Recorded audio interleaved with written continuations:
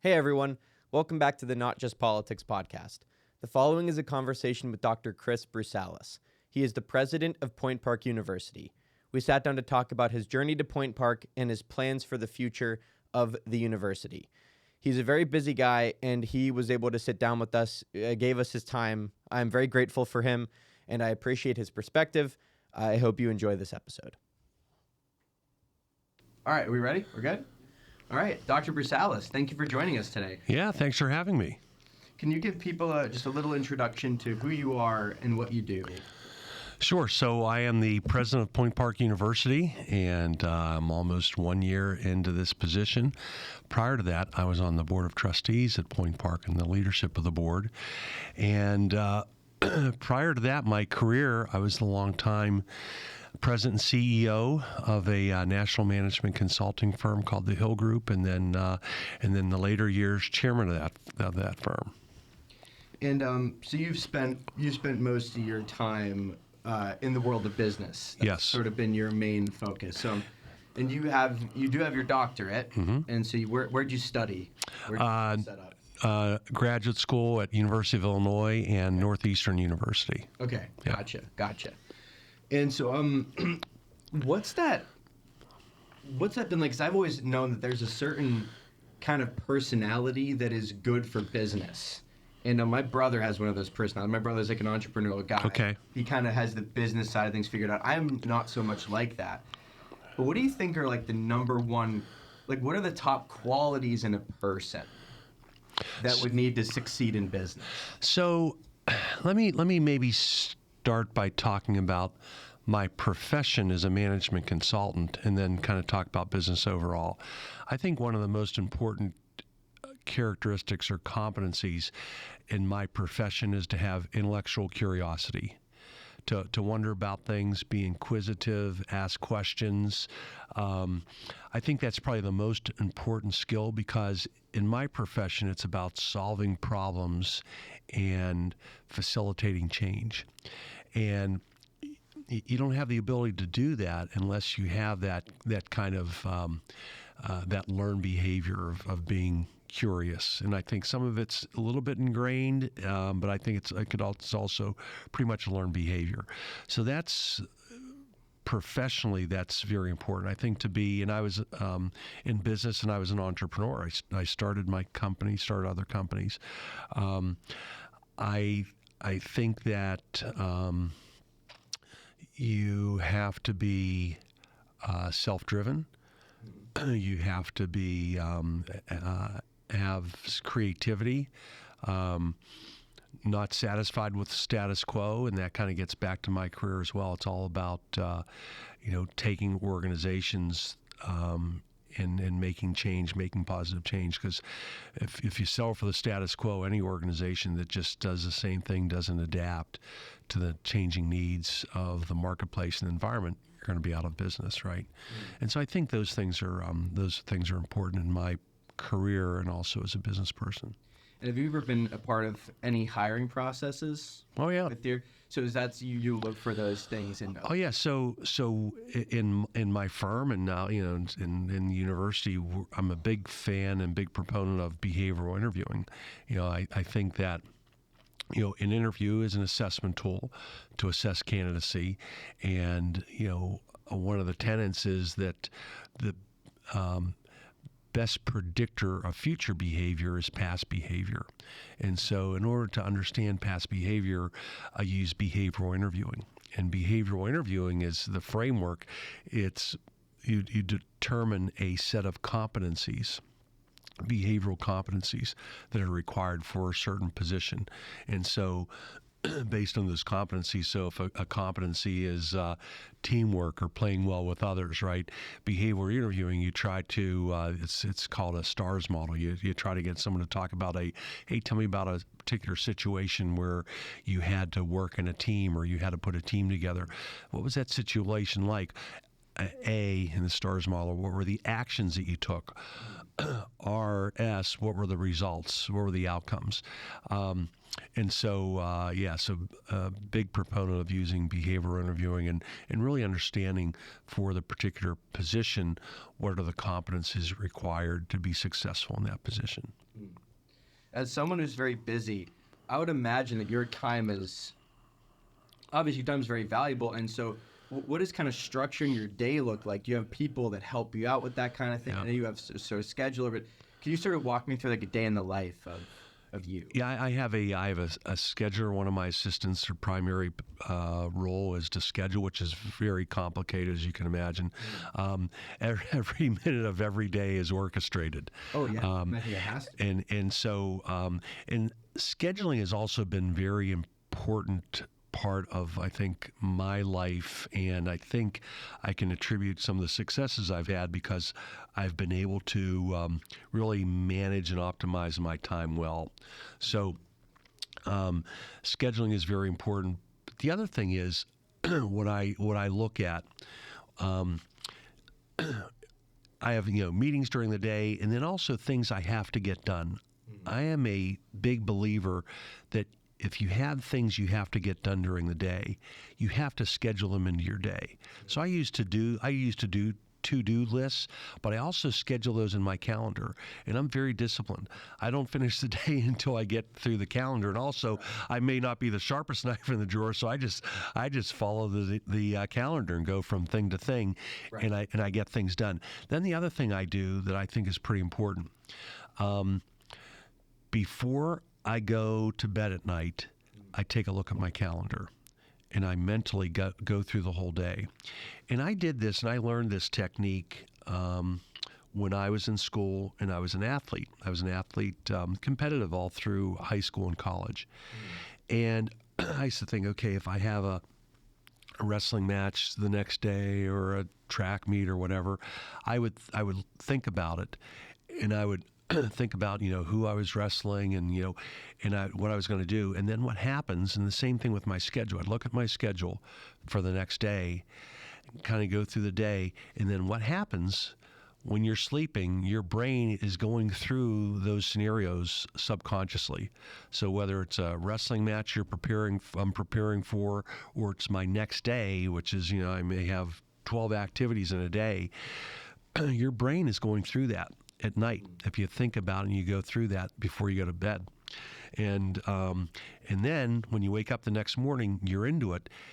It seems eerily like, well, I feel like I've done this before. I feel like I've been here before, right?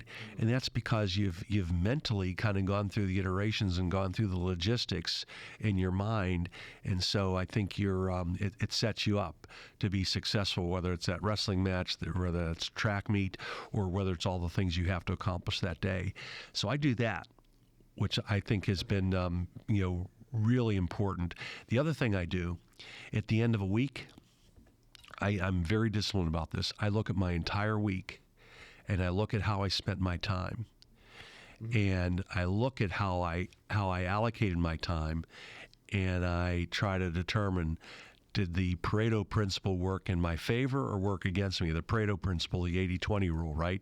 Did I spend 80% of my time on the things that are important, that are helping me achieve my goals, or do I spend 80% of my time on those things that aren't that important? They're not going to give me a lot of traction on getting my goals accomplished. So I evaluate what I've done the previous week, and I try to make adjustments. And I try not to get caught up in spending my time unproductively. I think time is the most precious asset that we all have. It's limited, and we never know when the clock's going to run out, right? Yeah. And so, and in life, you want to get as much done as you possibly can. I agree. I think that's all. I've always thanked people for giving me their time, because I think it is the most valuable thing that people have. I have a question for you. After a certain point in the day, and again, this might be a personality difference. I'm not sure what this is, but I know that if I look at my schedule, if I look at anything sort of work related after a certain point in time, I just overstress myself. My brain just gets stressed. So have you ever experienced that? Like just looking over the schedule of a really busy day, do you still find that the benefits are outweighing the potential stress? Yeah, I mean, there's certain things, in life and our jobs. I mean, there's certain things you like to do and certain things you don't like to do, right? And I've kind of, those certain things that I didn't like to do, I've tried to modify my behaviors, modify my attitudes toward those things to really appreciate the need to do those things. And so when I look at a busy day, and when I go through that exercise of looking at my calendar before I go to bed, I'm like chomping at the bit when I get up, and I can't wait to start. And that's the best advice I think I can give anyone is find a career, find a profession that you're passionate about. Because there's nothing better in life. I have been so fortunate. I've been so blessed throughout my whole career. I have had jobs where I could not wait to get up in the morning and go to work. The worst thing that can happen, and I've had iterations, throughout my career where I didn't really like what I was doing. I didn't like the type of project or whatever. But there's nothing worse that you dread going to work. I've had the opportunity where I could not wait to get up and go to work. And I advise people when they're trying to look for their career, you change careers several times over your, find something you're passionate about. You'll figure out the money later on. The money will come. But find something you're passionate about, because again, life is too short. And if you're doing something you love, you're passionate about, you're going to do well at it. And you're going to be rewarded and recognized for that. All right, let's shift our focus to Point Park now for a bit here. What are some of the unique challenges that Point Park has that may not be existing at other universities that you've had to contend with? Yep. So I think Point Park, one of the challenges is just the nature of the sector that we're in higher education, right? We're a mid-sized university in the Northeast part of the United States. And so there's a demographic challenge, right? There are less and less people, traditional age students available in the marketplace in the Northeast to go to school. So that's a pressure on our entire segment. I think, the other challenge is you couple that with that, the entire world was thrown into this pandemic and now transitioning from that pandemic. So just about every institution not only had the challenge of the demographic challenge, but also the loss of enrollment because of the pandemic, right? So two big things are happening there simultaneously. So those are the things facing Point Park. But we are doing things, one of the things that I was fortunate coming into this, and I was on the board before taking this role, we had started when I was on the board a strategic planning process for the university. And then as I became president, picked it up, and then we finished that process. The point in time where we're going through that strategic planning process could not be better because of this point of transition. And so that strategic planning process was very robust in stakeholder engagement.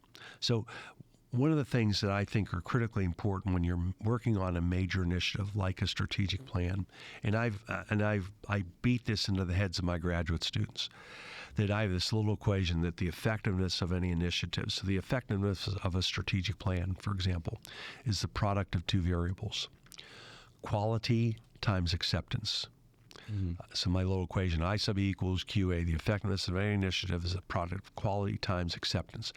The quality part is the relatively easy part. It's all the experience, expertise. Do we have the resources? Do we have the data? Right? I mean, that's solving a rational problem.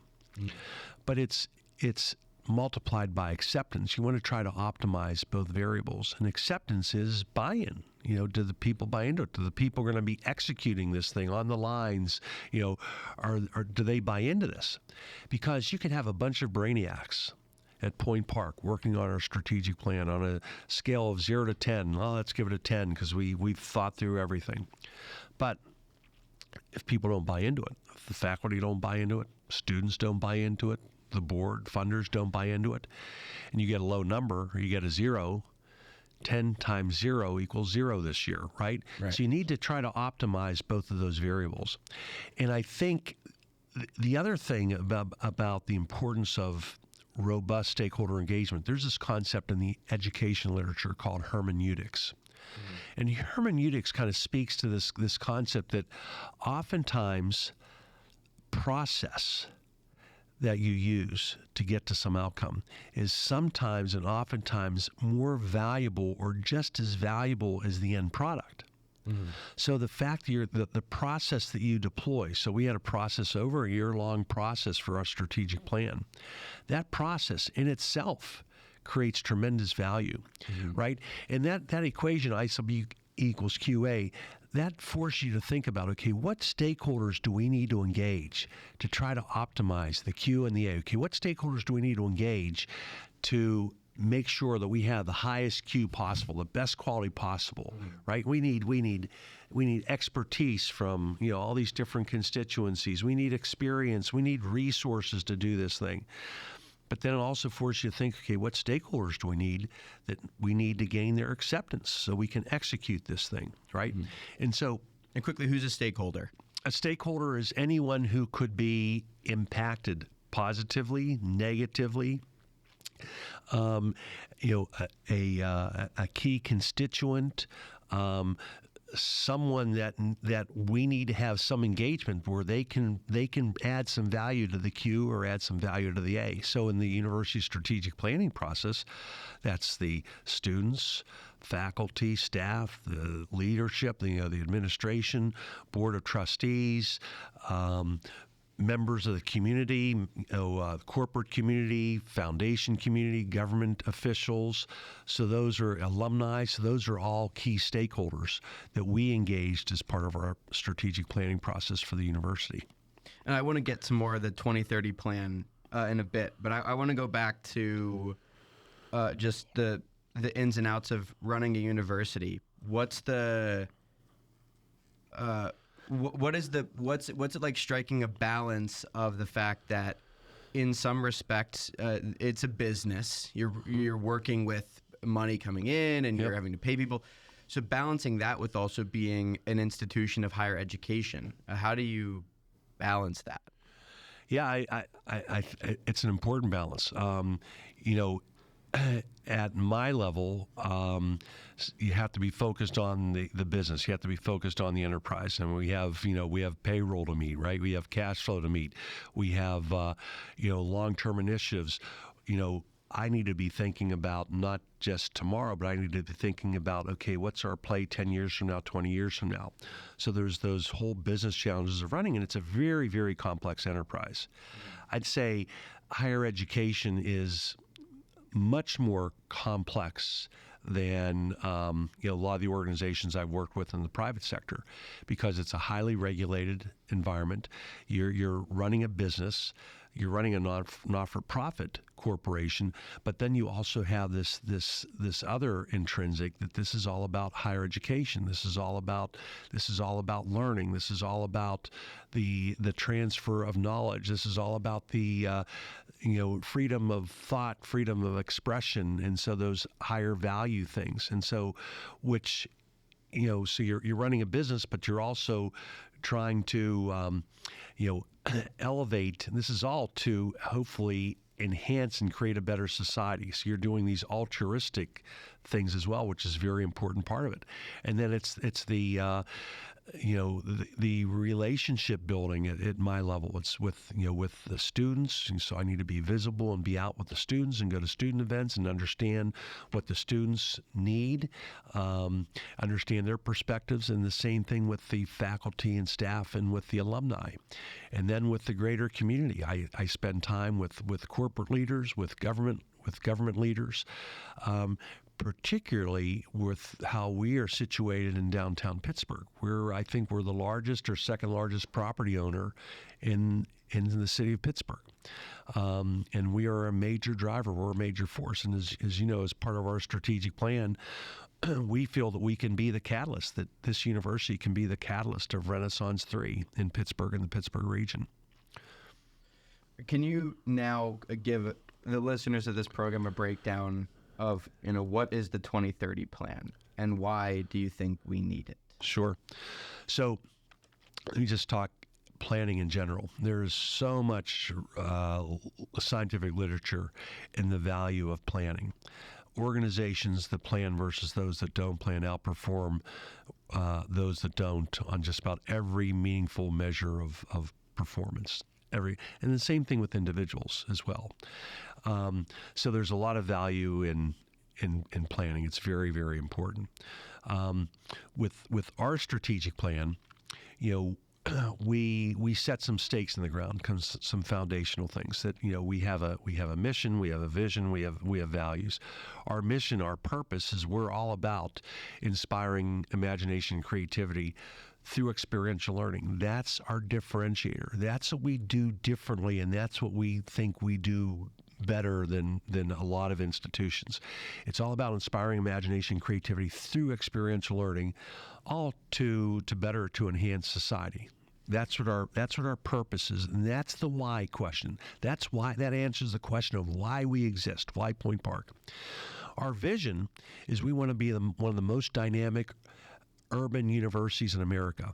That's what we're striving to be, and you can kind of see what that looks like. You can smell what that looks like. That's what we want to be. That's the North Star. And what does that look like when you say dynamic? What metrics are you looking at? So we're looking at a robust, diverse student body with a lot of activity, people living on this, sustainable living on our downtown campus, engaged with the community. Our students, remember our mission, we're grounded in experiential learning. Our students are engaged in all the corporations, the nonprofits, the governments in this community, that the university is providing value back to our community. It's this really rich, robust, symbiotic relationship. That's with culture, we're a major leader, major provider of culture here, recreational activities, athletic opportunities. That's a robust, dynamic urban university, and that's what we're trying to achieve. We're getting there. We're pretty close. So that's our North Star. And then how we're going to pull that off, how we're going to pull off and satisfy that mission and achieve that vision is through 6 areas of focus, 6 strategic initiatives. 3 of those areas of focus, we call them drivers. They're driving us boom, boom, boom forward. And 3 of them are enablers. So those drivers are around the excellence of our academic programs. That's 1. The student experience, taking that to a whole nother level, is 2. And then the third is this area of community engagement, how we have the opportunity to be the catalyst of Renaissance 3 in Pittsburgh and the Pittsburgh region, how we're going to add value back to the community. Those are the 3 areas of focus that are drivers that are going to enable us to fulfill that mission and achieve that vision. And then the 3 enablers, 3 areas of focus, are going to enable us to do that. 1 is growth. We have to grow enrollment for 2 reasons, because we know we have a product that's in demand. We know that we have some of the best assets, some of the best academic programs, that there's a demand in this country and also in this world for these programs. So we're going to grow. The other reason is the reason for growth is, in addition, there's demand for it. We have something people want, is it makes good business sense. It gives us sustainable revenue and cash flow to be able to make investments and grow and get better. So growth is 1. The second is advancement. We need to do a better job of promoting and advancing what we do. We need to develop a culture of philanthropy. We're a relatively young university, founded in 1933, became a junior college in 1960, a 4-year college in was it 660, forget my years now, 64, 68, and then a university in 2003. Relatively young. So, we don't have, endowments, billion-dollar endowments. So we're going to grow and create this culture of philanthropy, right? And then the third enabler is around our capacity. So we're kidding ourselves if we're going to do these incredible things with our academic programming and the student experience and community engagement if we cannot attract and retain the best talent possible. We're kidding ourselves. We have to have the capacity, the ability to attract and retain high-quality talent. We have to have outstanding infrastructure. We have to have the best technology that we can afford, and we also have to have the best facilities that we can afford to pull that off. So that's that capacity enabler. So it's those 6 areas of focus are going to enable us to pull this off. And so now we have a course, we have a plan, we have a blueprint over the next 5 to 7 years of how we're going to prioritize the things that we do and execute on the things that we do in order to pull that off. When you talk about increasing enrollment, how many students are you talking about adding? So we're going to start by, we're going to start with some of our strengths. And we know that it's going to be difficult if we're all fishing out of the same local pond, the same region, that's the number of fish are declining. That's not a smart move. So we're going to use the prominence of one of our strengths, our conservatory of performing arts, and we're creating synergies among our other 5 schools. And so we're using that face of the conservatory, that very prominence. It's high brand recognition, major player, waiting lists to get in, right? And we're facing other markets in the nation that are not suffering the same traditional age student demographic loss, right? That areas that do not have, that lack an opportunity to attend a dynamic urban university. And we're coupling relationships between that conservatory and some of our other programs to kind of raise the other boats and bring profile to the entire university with the lead of the conservatory. So that's one of the things that we're doing. And so we're looking at growing the conservatory right off the get-go, 30% increase. And so there's some areas of the conservatory where we're so well known for dance. It's phenomenal. So we're going to grow in some of those areas, but there's also areas in the conservatory where we have tremendous capacity and room to grow, like in cinema arts, and we know there's a huge demand for that. So what do we need to do? What do we need to tweak in terms of technology? Augmenting our faculty to be major players in some of these other areas, and then relationships with the other schools. I mean, we have an outstanding sports arts and entertainment management program, which is a natural synergy with that conservatory, right? We have in arts and sciences we have phenomenal civil, mechanical, electrical engineering. Well, we just created a minor in entertainment engineering or theatrical engineering. That's a neat niche. That is. Now we have a hook to this world-class conservatory, and so those are the ways we're going to raise the prominence. And then there are schools like our School of Education. I mean, that school is quickly becoming a major player in the Commonwealth of Pennsylvania. And we are certifying more principals and more superintendents in the Commonwealth of Pennsylvania than any school in Pennsylvania by a magnitude of almost 2.5. And that includes the public institutions as well. We are a major player. You look at all the new docs out there, and particularly in the K-12 space, they're from Point Park University. We're becoming quickly, we are a major player in the state, and we're quickly now getting some national prominence. And so that's how we're going to start to grow. Plus, we are doing things differently. And when I came in, we made some changes on how we do things. You can't expect you do the same thing over and over again and get a different result, right? Isn't that the definition of insanity, right? Something like that. Yeah. So we're doing things differently, and so far the early lead indicators, we're having impact. We are getting different results, so it's pretty exciting. Pretty exciting. And so, just some details on that. Where are these? So you're increasing COPA by 30%. What's the year goal to hit that? We're going to start 30% incoming classes each year, and so over a 3-4 year period, that's going to compound, right? Okay, so you're shooting for a 30% increase next year. On the next class, yes, coming into that conservatory, and then spilling into some of the other schools. So yes, Conservatory is it's 600-700 students probably total. over 900, around 900, I think, something like that. Yeah. So the incoming class, we're looking at increasing that by 30%, and so that's going to compound obviously over 4 years, Right. plus the spillover effect of the other programs. Plus, what we haven't done before, we are doing program-specific marketing.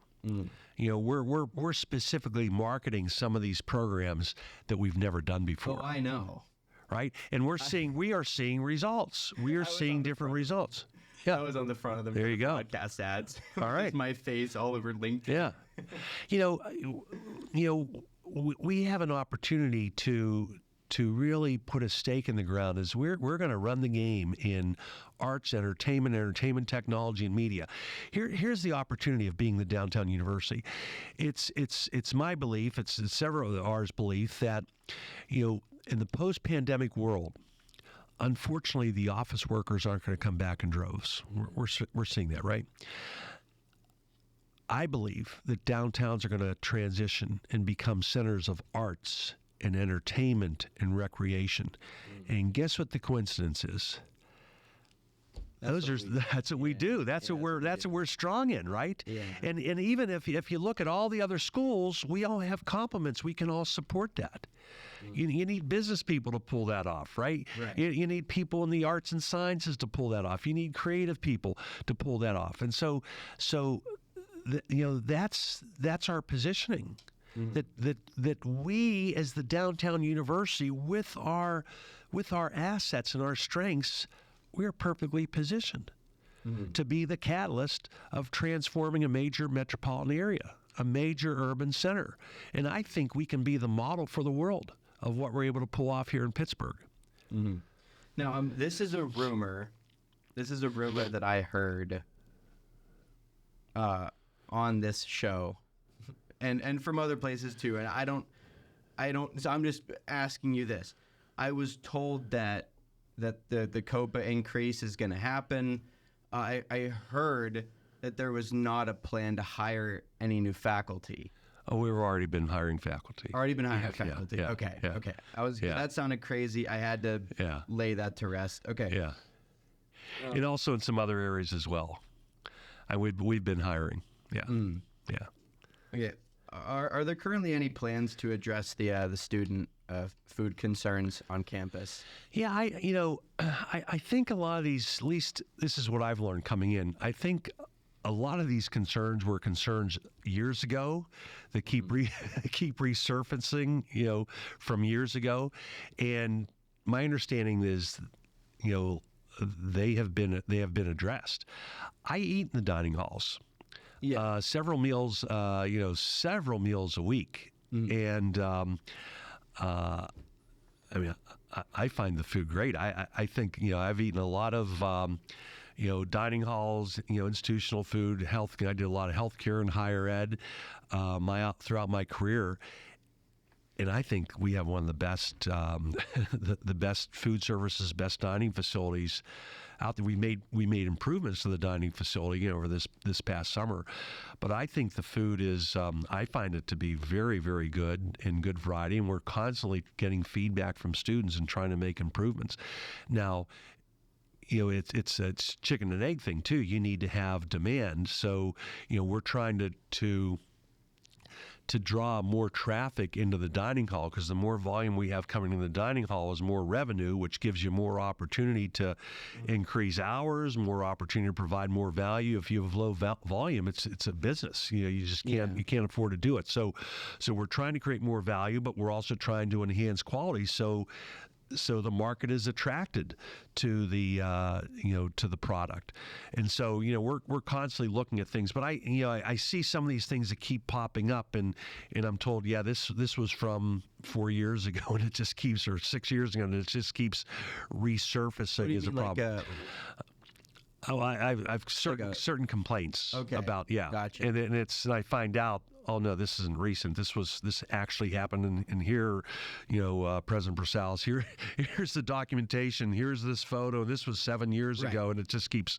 Well, I bring it up because the Globe reported moldy food last semester, and that was from a long time ago. Really? That particular photo, yes. Okay. That's what was the documentation that was presented to me. Yeah. Okay. Yeah. Well, if more people get in there, and if the hours can increase, that would be because the hours are. Well, you need demand. You need to have people come in, but we're always looking for feedback, ways to improve. We're here because of the students. We are here. This is why we exist as a university, as an administration, to serve the students, and is to provide the best academic programs and academic experience possible, and the best student experience possible. Because there are other choices out there. There are other alternatives. We want to be one of the best. And so we're always looking for feedback on what we can do better. And we're sincere about that. And when we get feedback, believe me, we listen. And we scrutinize, we analyze, and we take action. We always do. We got to wrap up here in a few minutes, so I want to get you some closing questions here. This is a question that I like to ask everyone that comes on the show. What does it mean to be an American to you? What does it mean to be an American? That's a good question. I think an appreciation and a love of the freedoms that we have in this country. I think that's a big part of it. We're very fortunate. Not a lot of places in the world do not have those freedoms and those individual rights. I think that's a huge part of it, and pride of what we stand for. That this concept of freedom and liberty, and what we stand for, not only ourselves but as a beacon of hope for the rest of the world. What is your favorite part of your job?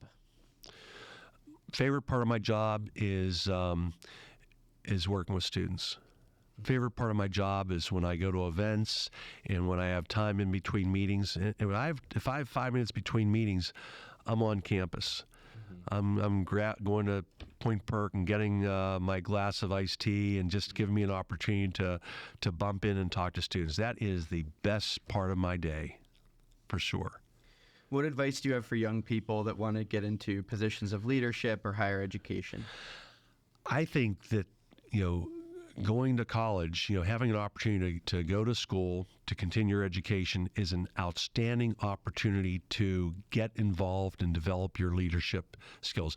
The reason that I am in this role today, and the reason that I have had successes throughout my career, I can 100% attribute it to the opportunities I had to get involved in extracurricular activities in college. I was involved in high school, but it was really those opportunities I had when I was in college gave me the opportunity to develop as a leader. I was an athlete. I was a student leader. I was a chairman of our council of student leaders. I was a resident advisor, resident director. I was an athlete, leader in my teams, and I was in a fraternity. And those experiences gave me an opportunity to how to work with other people, how to play well with others, how to be a good leader, be a good follower, and gave me opportunities to make incredible mistakes, crash and burn mistakes, right, that you learn from, and opportunities to give me some successes that gave me the confidence to do those things when my tail was on the line professionally, right, and my livelihood was on the line.